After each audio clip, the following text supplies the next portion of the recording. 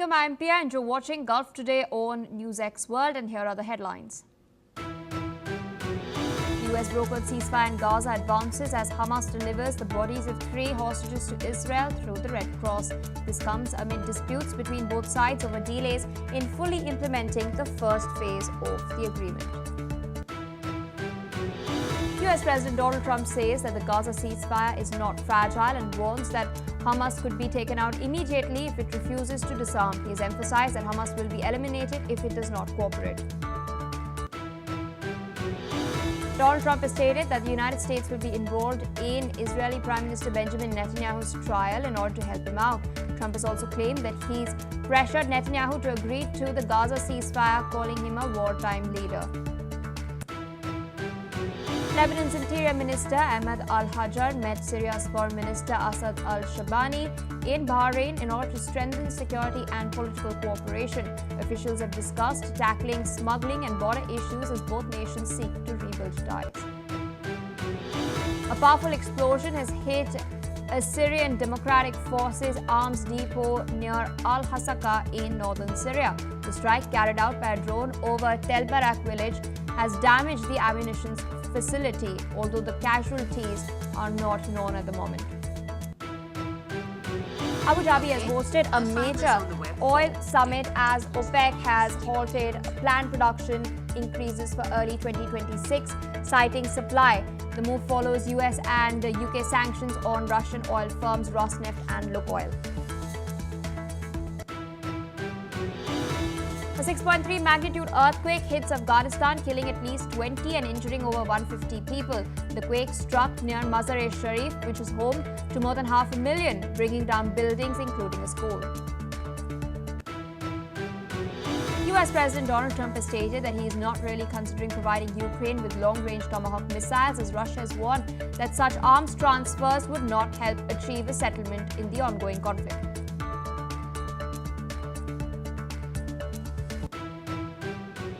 Well, viewers, those are the headlines and our top focus.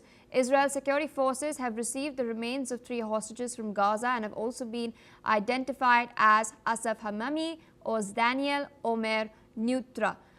Israeli Prime Minister Benjamin Netanyahu's office has stated that the bodies were handed over via the Red Cross to IDF and Shin Bet units inside Gaza and will undergo forensic identification as well. The transfer has come as both Israel and Hamas are accusing each other of violating the truce, although the ceasefire has largely halted 2 years of fighting. Meanwhile, US President Donald Trump has stated that the Gaza ceasefire is not fragile and has warned that Hamas could be taken out immediately if they don't behave. That's exactly what he stated, and I have quoted.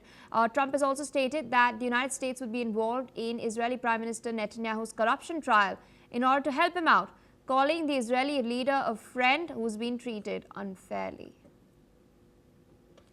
With us on the broadcast is Sasha Mashta, political commentator, joining us from Jerusalem. Thank you so much for taking our time and speaking to us on NewsX World. After the debacle we saw earlier with the bodies that were handed over not belonging to the hostages itself, what do you make of this new move by Hamas to send 3 new bodies who've been identified as Asaf Hamami, Daniel and Omer Neutra? Of course, the forensic confirmation is remaining. So yeah, thanks for having me back on the channel. It's a pleasure. And since the beginning of the ceasefire, Hamas has been constantly violating the 72-hour period that they had to return all the bodies of the hostages. They've been slowly drip-dropping bodies of hostages, where each few days they release a new body, and even wrong bodies that do not belong to the hostages that were remaining in Gaza. They returned the remains of a Gazan body. They returned the bodies of a hostage that was supposed to be returned in 2023. So they've been making all kinds of purposeful mistakes and playing all sort of games to test the limits of this ceasefire. And fortunately, Israel and the mediators and the United States have responded by pressuring Hamas and by making it clear that the bodies must be returned, that Hamas must return all of the bodies. And we've seen that this pressure is effectively working as Hamas continues to release the last bodies of the hostages. We expect that the three bodies released yesterday were in fact belonging to three Israeli hostages, and that would leave the count to 8. So all the pressure must be put for Hamas to continue to release these bodies and to meet their requirement that should have been met after 72 hours that the ceasefire came into effect. Indeed, and we've seen a rather strong statement from Donald Trump as well. He stated that the ceasefire is not fragile and that Hamas could be taken out immediately if they don't behave. What does this indicate? Does this perhaps indicate that Donald Trump would leave it to Israel to do so, or would this also include, hypothetically, the involvement of American troops? I think American troops is definitely off the table, but this is the genius of the President Trump plan. It didn't set a single timeline for Hamas's disarmament. It didn't set a timeline, or it didn't say how it will happen. It means that one way or another, Hamas will disarm. This is clearly stated in the Trump plan, and this was accepted by the whole Middle East, the whole world, in fact. So that's Trump's greatest achievement, which was not only releasing all the living hostages and giving Israel and removing Hamas's leverage, because the living hostages and the hostages were Hamas's main leverage that were causing the war to continue for so long. But at the same time, it created a situation where that Israel got the hostages back, but also Hamas must disarm, was clearly agreed to by everyone. So it now comes how Israel and how the United States will be willing to enforce this deal. Israel doesn't want to return to war. Israel has had 2 years of a bloody war where the evaluation of war, because it's not a positive thing for Israel to be in a war and internationally isolated and all the consequences that come with war. So Israel prefers for this to be done diplomatically through other levers and through international pressure, especially through Hamas's patrons, Qatar, Turkey, and Egypt. So it's going to be up to the United States and Israel to see how they pressure Hamas to disarm. And I think it's just a question of when, not if, because if there's a clear determination to get this done, then there are many ways to do it, and military is always the last option. So Hamas must be put in a situation where they see no choice but to disarm by will and not by force. Indeed, and I also wanted to touch upon another statement Trump has put out. He's backed Israeli Prime Minister Benjamin Netanyahu in the current corruption trial that he faces. He's claimed that Netanyahu is being treated unfairly and that the United States will do what it can. What do you make of this very public support that Trump is providing Netanyahu in his domestic troubles? And what sort of precedent would it set if the US does decide to help Netanyahu in Israel's internal judicial processes? So we all heard Trump's comments at the Knesset as well, where he floated the subject of a pardon. This has actually been a much wider and much longer issue that's been going on through Israel and dividing Israeli and polarizing Israeli politics and society. Israelis don't want to be seen as another vessel of the United States. They don't want to be seen as a 51st state. But at the same time, Israelis really appreciate and are truly grateful for President Trump and his administration for their staunch support of Israel. So we see this as a way of maybe thanking Prime Minister Netanyahu for his work during this war and during this ceasefire and plan. And Trump's not really explaining how the United States is going to intervene. It's more of a vague statement and floating the possibility without giving any steps or a concrete plan. So we could take this as some way of publicly rewarding or praising Netanyahu and sort of a little political win, but I don't think that the United States will necessarily get involved. But that being said, what it could cause is a situation where the President Herzog would pardon Prime Minister Netanyahu, which is something that's been floated as well in the past weeks. Yes. So we have to see, but I don't see the United States truly getting involved in Israel's judicial system because, as we said, most Israelis, we don't want to be subject to the United States.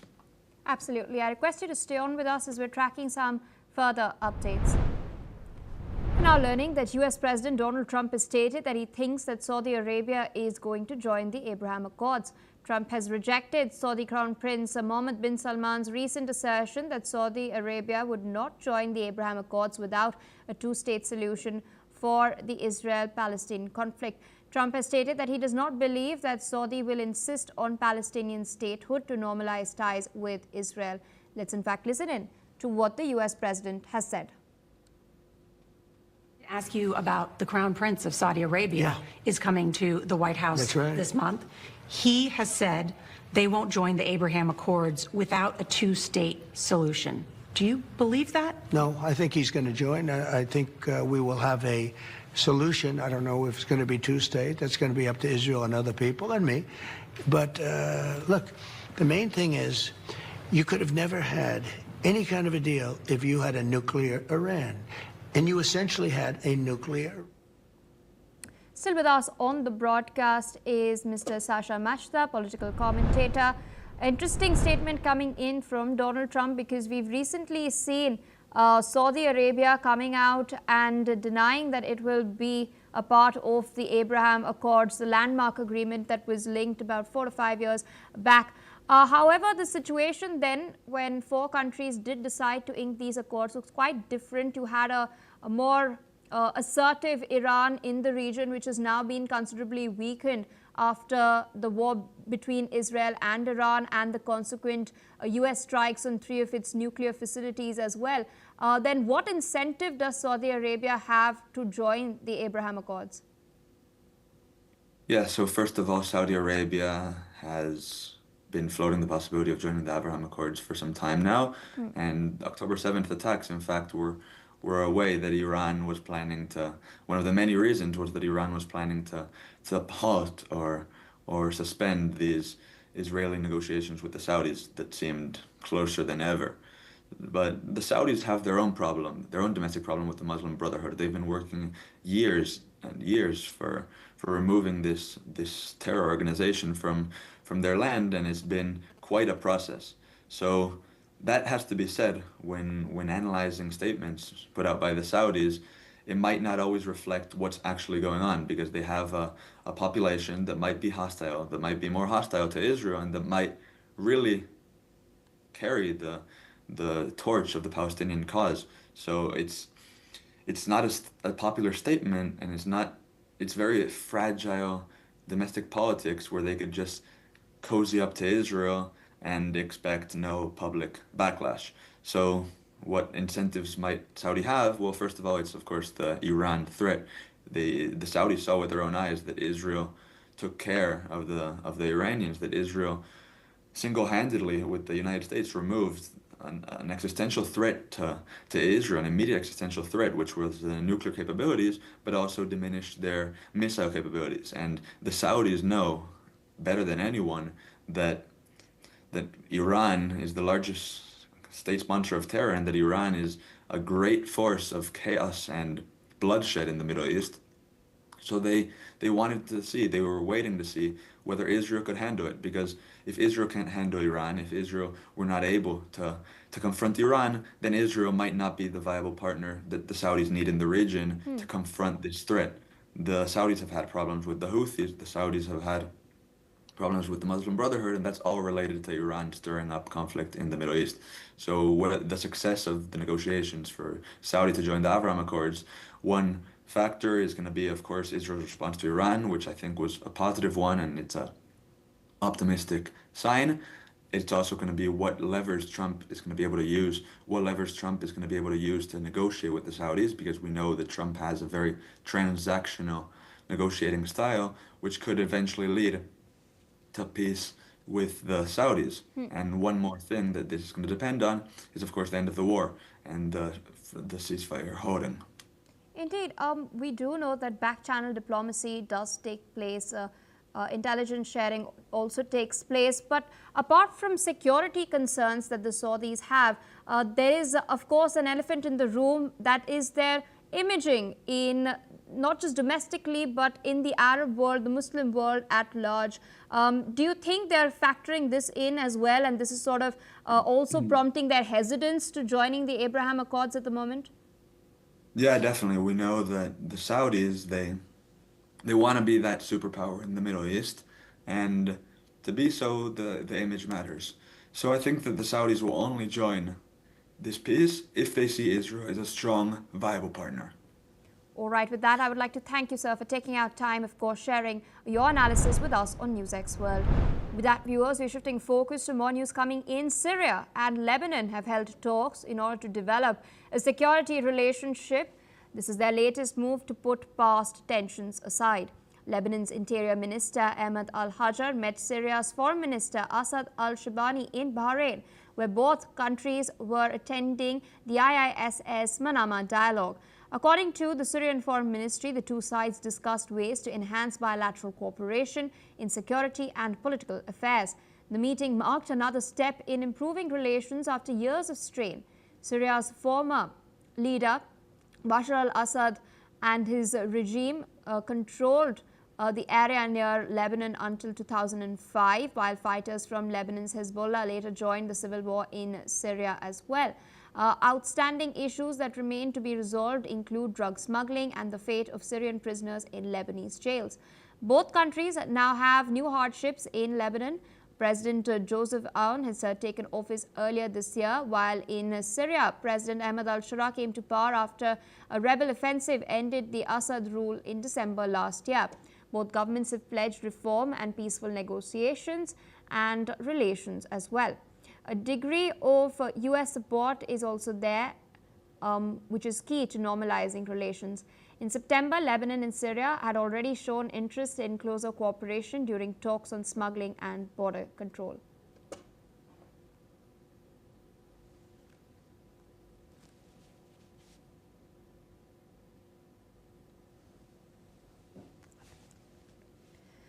We've also seen statements coming in from the US administration with regards to Lebanon in particular. US's Special Envoy to Syria, Tom Barak, had recently put out a statement branding Lebanon as a failed state as well.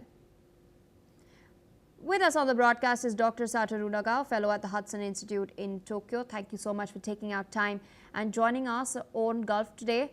We're now discussing talks between Syria and Lebanon. They're looking at resolving all outstanding issues, including, of course, drug smuggling, border control, security issues that are, of course, central to the rift. I wanted to understand from you, there are also talks between Ahmed al-Shara and Donald Trump which are on the anvil. What are your expectations with regards to that? Because of the civil war in Syria is end, and in this case, civil war in Syria, the Hezbollah support former Assad regime, and so they joined the fighting from Lebanon, and this was the problem for the current government in Syria. But at the same time, because of the end of the civil war, they try to reconcile the situation. And that's why they try to seek to overcome the difficulties between two countries, and it is good news. So that's why between the U.S. and Syria, of course, they are removing the sanction and improving the relation that it has happening. So everything is moving from the war to peace is happening in this place, and this is good news anyway. Indeed, and that's not all. We've also, as I mentioned earlier, seen a statement from Tom Barak, U.S. Special Envoy to Syria, who's branded Lebanon as a failed state. This, of course, comes in the aftermath of the lack of headway being made as far as the disarmament of Hezbollah is concerned. Do you concur with what he said? What do you think is necessary or needed at this point to realize the ceasefire pact that was inked between Israel and Lebanon last year? In this disarming Hezbollah is very difficult. Firstly, Lebanon's military forces is not strong enough to do that. And secondly, Hezbollah is the organization not only take care of the military part, but also to take care of many people's lives. So, for example, they organize many stores, banks, many infrastructure to help the people. So that's why it is not easy to disband this organization, especially the military sector. Of course, Israel attack eliminate leadership and military power effectively. That's true. But at the same time, still some certain number of the people support this organization means that they can rebuild the military power. And so that is the situation. So under current situation, still the Lebanese army is not enough strength to disarm the Hezbollah, because Hezbollah's organization is a very strong organization.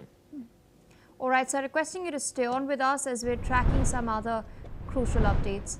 Smoke was seen rising over parts of southern Lebanon, which was filmed from northern Israel as tensions flared along the border. Israeli Prime Minister Benjamin Netanyahu has warned that Israel would act as necessary if Lebanon failed to stop Hezbollah from rearming, accusing the Iran-backed proxy group of violating last year's ceasefire accord. The Israeli military has stated that it has killed 4 Hezbollah members in recent strikes, with funerals held in Nabatea for 5 men killed over 2 days. Under the November 2024 agreement, Lebanon had agreed that only state security forces would bear arms, requiring Hezbollah to fully disarm. Hezbollah, while pledging to respect the truce, maintains that the disarmament applies only to southern Lebanon and has hinted at potential resistance if the state moves against it. Israeli cross-border strikes, though less frequent, have continued sporadically despite the accord. More news coming in, this time from the United Arab Emirates. Abu Dhabi has hosted a major oil summit hours after the OPEC Plus alliance stated that it would halt further production increases planned in the first quarter of 2026 over concerns of too much supply in the market. The OPEC Plus decision comes as both the United States and UK have implemented new oil sanctions targeting Russia over its war with Ukraine. Earlier, the 8 key members of the OPEC Plus alliance, including Saudi Arabia and Russia, agreed on furthering a slight hike to their oil production. The group has now stated that the 137,000 barrels per day hike will apply from December and remain at that level for the following 3 months, signifying a pause in what had been regular increases since April this year. Dr. Satoru Nagao is still with us on the broadcast. So, interesting decision by the OPEC Plus countries. Of course, this comes as pressure is being exerted by the United States and the UK, EU as well on Russia. What do you make of this pause, and how would this then impact global supply chains? In the global level, the demand is not so big, but supply is big. So that's why the price of oil is declining in the long run now. So that's why it is natural if the oil supply countries try to reduce the production. But at the same time, you have already mentioned, because of this timing, the US President Trump asked the other country not import from Russia. So in this case, the country who imported oil from Russia need to find alternative source. So view from this country, increasing the oil production is good news, decreasing oil production is bad news. So that's why the oil supply country try to hold a summit to reduce the oil production is bad news. But at the same time, indeed, strong pushes exist to reduce the price of oil because of the compare with the demand, the supply is big just now. So that's why anyway this push is relatively strong, even if the countries who imported oil from Russia try to change source of oil. Indeed, still the total amount of the oil is enough. At least some certain number of the experts is expecting indeed. All right, so with that, I would like to thank you for taking out time sharing your analysis with us on NewsX World. With that, viewers, due to paucity of time, it's a wrap on Gulf Today. More news and updates on the other side. Stay tuned for more updates.